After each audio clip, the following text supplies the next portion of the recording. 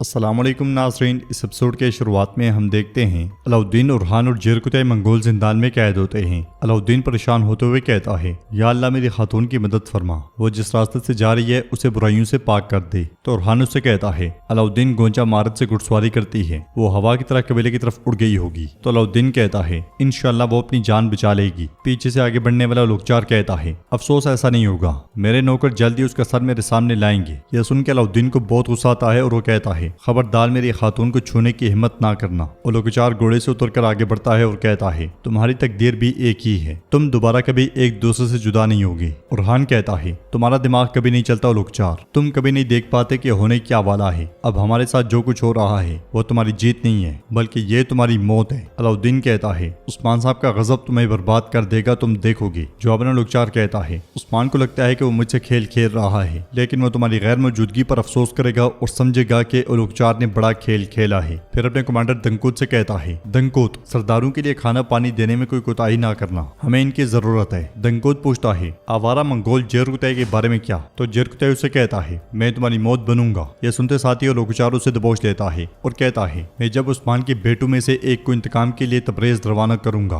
तो ये जेरकुतई भी हमारे साथ आएगा। इसे तब्दील होने पर उलजैतो खान के हाथों सजा दी जाएगी। ये कहते साथियों लोकचार आगे बढ़ जाता है। जंगल में आगे बढ़ते हुए उस्मान साहब का सामना गोंचा को लेकर आने वाले सिपाहियों से होता है। वो गोंचा को देखकर परेशान होते हुए घोड़े से उतर जाते हैं और उसका जख्म देखने के बाद कहते हैं, मेरी बेटी क्या तुम बोल सकती हो? अलाउद्दीन कहाँ है? मगर गोंचा को जवाब नहीं दे पाती और उस्मान साहब कहते हैं, लोकचार, तुमने अलाउद्दीन को मुझसे छीन लिया, अब तुम्हें कभी भी सर रखने की जगह नहीं मिलेगी। फिर सिपाहियों से पूछते हैं, मुझे बताओ कि बाला और हलीमा मेरे बच्चों का पता कहाँ लगा रही हैं? तो गोलचे कहती है, हुजूर किजल चिनार की तरफ से हमला हुई और वो उस इलाके में सुराग ढूंढ रहे हैं। यह सुनकर उस्मान साहब कहते हैं, गोंचा को जल्दी से कबीले ले जाओ, सिपाहियों हम किजल चिनार की तरफ जाएंगे। ये कहते साथ ही उस्मान साहब सिपाहियों के साथ घोड़ों पर सवार होते हैं और वहां से रवाना हो जाते हैं। बुरसा किले में ग्लाडियोस के सिपाही हरिस्तों के सिपाहियों के पीछे भाग रहे होते हैं। हरिस्तों के सिपाही भागते भागते मरकजी कमरे में दाखिल होते हैं और दरवाजा बंद कर देते हैं, मगर ग्लाडियोस के सिपाही जर पे जर लगाते हैं और दरवाजा तोड़कर अंदर दाखिल हो जाते हैं। वो अंदर दाखिल होते साथ ही हरिस्तों के सिपाहियों पर टूट पड़ते हैं। मरकजी कमरा भी मैदानी जंग बन जाता है। बाहर राहदारी में सोफिया के सिपाहियों की लाशों के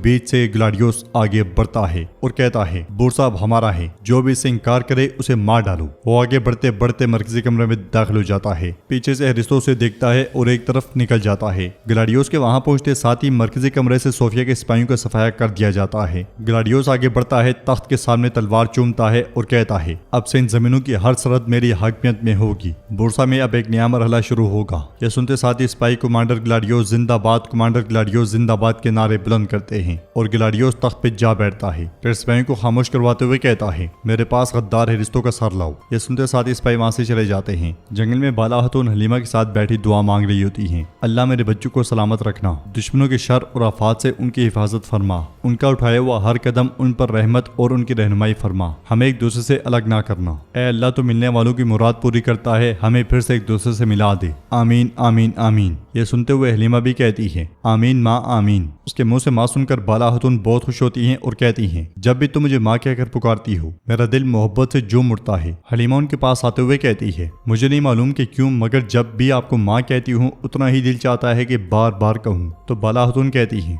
जितना चाहे कहो बेटी, ताकि बरसों का दर्द किसी हद तक कम हो सके। यह सुनते साथ ही हलीमा अपना सर उनकी गोद में रख कर लेट जाती है और कहती है, मैं हमेशा इसलिए गमगीन रही कि मुझे लगा मेरे पास कोई नहीं है, मगर वो सब बस एक फरेब था। लेकिन माँ, चाहे सोफिया ने हम पर बहुत जुल्म किए हों, फिर भी वो मेरे साथ नरमी से पेश आई, उसने मुझे कभी अजियत नहीं दी। ये सुनते साथ ही बाला हतून उस लम्हे को याद करती हैं जब हलीमा की जान बचाते हुए सोफिया ने खंजर खुद ले लिया था। इस ख्याल के बाद बाला हतून कहती हैं, जब उसने तुम्हारे लिए अपनी जान कुर्बान की मैंने यकीन कर लिया, लेकिन जो नाइंसाफी उसने मेरे साथ की वो कभी नहीं भूलूंगी, हिसाब का वक्त जरूर आएगा। हलीमा पूछती है, माँ क्या मेरे भाई सुलह कर लेंगे? तो बाला हतून उसे कहती हैं, वो गोश्त में चुभे हुए कांटों की मानिंद है मेरी बेटी, अगर वो बैठकर बात कर लें तो सब खत्म हो सकता है। उधर रात के वक्त जंगल से उस्मान साहब भी आगे बढ़ रहे होते हैं। आगे बढ़ते बढ़ते उन्हें मंगोल सिपाहियों की लाशें दिखाई देती हैं। तो उस्मान साहब कहते हैं, बाला खतून और उसके जंगजू यहाँ लड़े थे, वो इस तरफ गए हैं, हम रात के अंधेरे में आगे नहीं जा सकते, हम सुबह तक इंतजार करेंगे ताकि सही रास्ता मिल सके। यहाँ पे आग लगा दो और कुछ सिपाहियों को बाहर के इलाके में मुतय्यन कर दो। अगले मंजर में उस्मान साहब आग के पास बैठे होते हैं। वो अलाउद्दीन के बचपन और जवानी को याद करते हैं, फिर बाला खतून के साथ आखिरी झड़प को याद करते हैं اور ان خیالات کے بعد وہ کہتے ہیں علاؤالدین علی جو میرے بیٹے میرے خاندان اور میری قوم کا دشمن ہوگا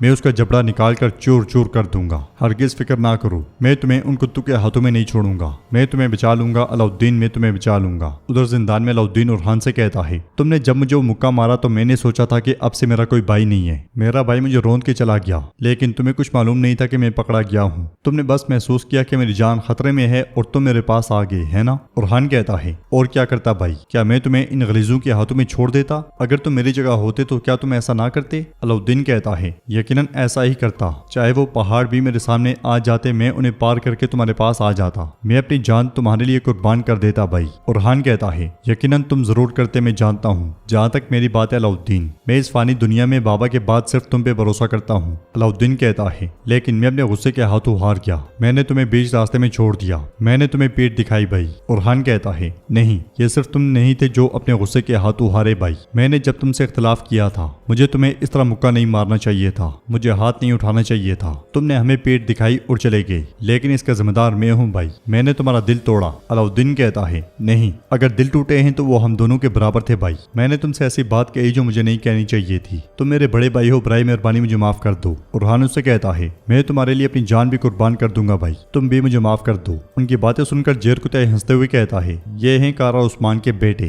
یہ وہ بھائی چارہ ہے جو پوری دنیا کو زیر کرے گا اور دشمنوں کی گردنیں مروڑ دے گا، یہ بالکل سچا بھائی چارہ ہے۔ کائی قبیلے میں فاطمہ گونچا کے پاس بیٹھی ہوتی ہے اور الجن سے کہتی ہے ان کا بہت خون ضائع ہو گیا ہے، یہ ہوش میں کب آئیں گی؟ تو الجن کہتی ہے دوا کا اثر ضرور ہوگا انشاءاللہ۔ نیلوفر کہتی ہے اپنے ذہن میں برے خیالات مت لو فاطمہ، اس لیے میں گونچا کو ہوش آ جاتا ہے، یہ دیکھ کر وہ تینوں بہت خوش ہوتی ہیں اور نیلوفر پوچھتی ہے گونچا کیا تم ٹھیک ہو؟ صوفیہ نے ہمیں سب کچھ بتا دیا تھا، ہم سب کچھ جانتے ہیں، ماں علاؤالدین کے پیچھے گئی ہیں، وہ اسے بچا لیں گی، تم فکر نہ کرو۔ فاطمہ پوچھتی ہے کیا آپ کو یاد ہے کہ آپ کو کہاں قید رکھا گیا تھا بھابھی؟ تو گونچا کہتی ہے وہ کہاں قید ہے مجھے نہیں معلوم۔ نیلوفر پوچھتی ہے اورحان تمہارے پیچھے آیا تھا ہے نا؟ تو گونچا کہتی ہے ہاں وہ ہمارے پیچھے آیا تھا۔ علاؤالدین، اورحان اور جیرکتے سب کے سب اولوگچار کے ہاتھوں قید ہو کے رہ گئے۔ یہ سن کر الجن اور نیلوفر بھی بہت پریشان ہو جاتی ہیں اور الجن کہتی ہے یا اللہ حفاظت فرما۔ فاطمہ اٹھتے ہوئے کہتی ہے نہیں میں اپنے بھائیوں کے پیچھے جا رہی ہوں، اب مزید انتظار نہیں کر سکتی۔ مگر نیلوفر اسے روکتے ہوئے کہتی ہے فاطمہ کیا تم بابا کے حکم کو نظر انداز کر دو گی؟ دیکھو ماں اور بابا ان کے پیچھے جا چکے ہیں، وہ انہیں بچا لیں گے۔ فاطمہ کہتی ہے اگر میں اس وقت نہ ماں اور نہ بابا کے ساتھ ہوں